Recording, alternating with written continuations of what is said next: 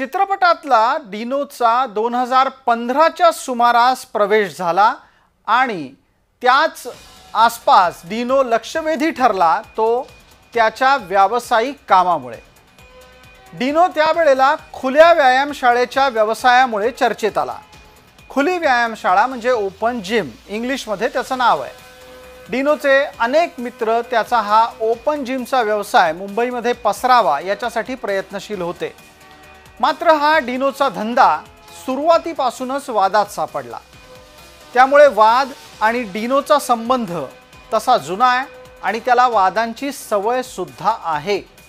मोकळ्या जागी मोफत व्यायाम साहित्य उभारून ती जागा हळूच हडपण्याचा आरोप डिनोवर लागला होता। डिनो ओपन जिमच्या माध्यमातून या पद्धतीने मोकळ्या जागी आपलं प्रस्थ निर्माण करतोय अशी तक्रार अनेकदा झाली। डिनोचे ओपन जिमचे कारनामे नरीमन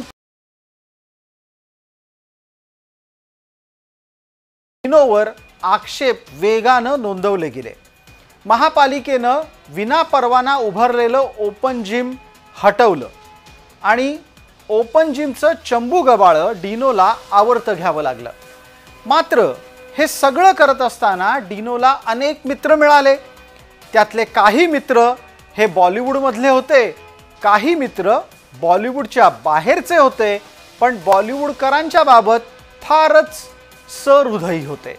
आणि ही सगळी डिनोला मदत करणारी मंडळी पुढे सुद्धा त्याच्या सोबत राहिली।